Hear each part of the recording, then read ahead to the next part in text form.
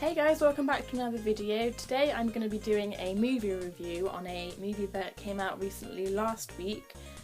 I watched it the other day and I felt so strongly about it that I felt like I really had to vent and get all my feelings out and talk about what I thought of this movie. It's called Pan. It came out in cinemas about 4 months ago-ish, and it's basically a reworking interpretation, new take, origin story on Peter Pan.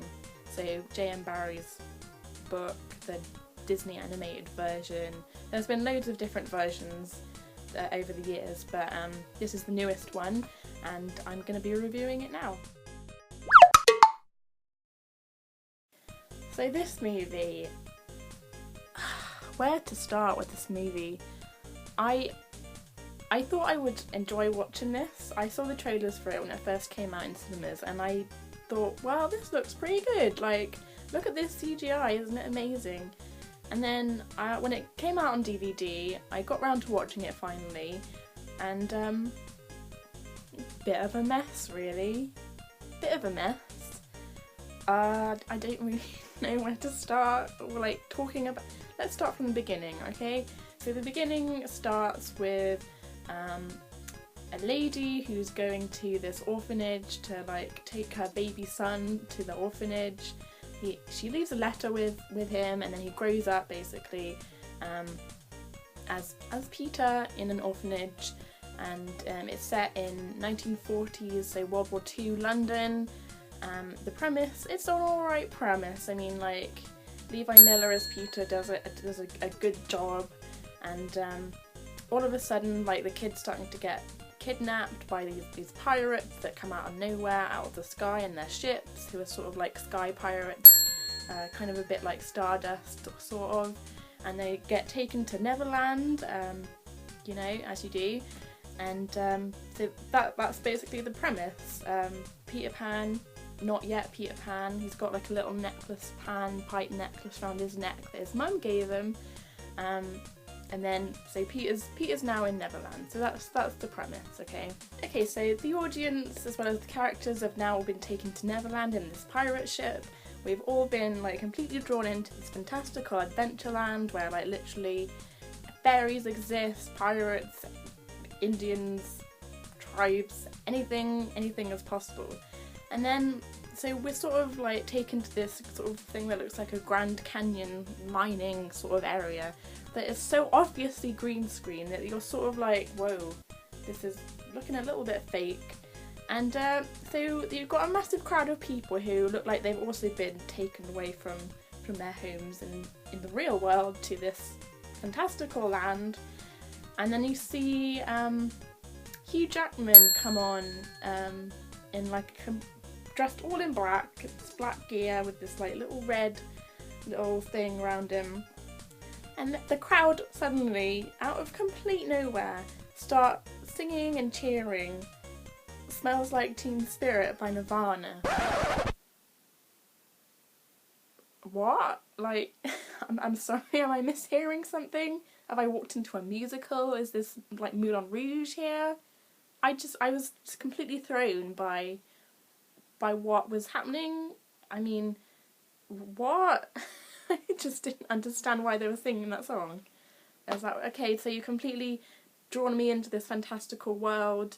My belief has been suspended, but you literally slapped me back onto reality with this pop cultural modern song from the like 20th fucking century. What the hell? To me it just seemed really out of place, and like it just didn't add anything at all. It just seemed weird. I just didn't get it at all. It just literally threw me. So carrying on with the plot, we meet other characters like James Hook, who seems like a complete caricature of this, I think, Americanized, cowboyish, Indiana Jones type character who seems to talk in this absolutely bizarre accent, like, I have to talk with my mouth constantly open, like, oh my god, Peter, we have to get out of here. Let's get on the ship and sail away and we can get away and escape. Oh my god. It was so bizarre. Like, what the fuck? You're meant to be... I thought this is like meant to be some kind of backstory about, you know, how Captain Hook becomes Captain Hook, and it's completely opposite of what that is meant to be, and that doesn't really get explained in any way.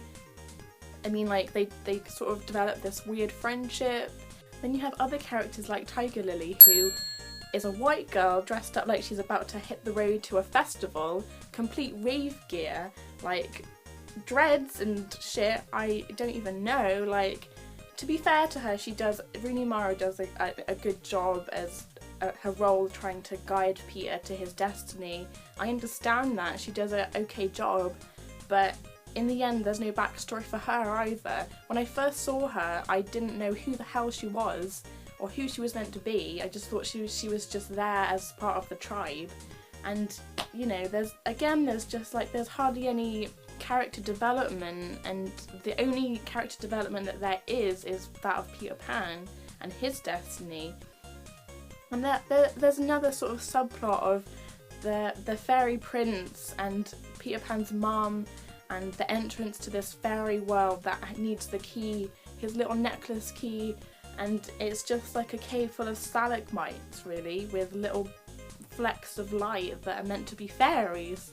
And that's not really explained in any way at all, and it's just like, what the hell's going on? And you just end up getting lost in this absolute sea of CGI, and it just turns into this ridiculousness, fantastical festival of what the fuck.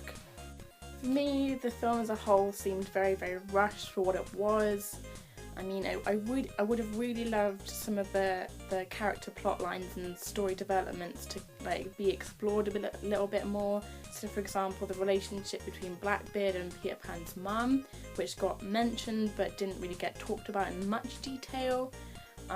Also, the backstory and relationship between James Hook and Peter Pan. There was virtually nothing that alluded to Hook becoming a bad guy. So, I mean, things just seem to happen for the sake of it happening, just to move the story forward. I would have loved to have seen Blackbeard's character explored in more detail. I mean, he was made out to be the villain of the whole movie.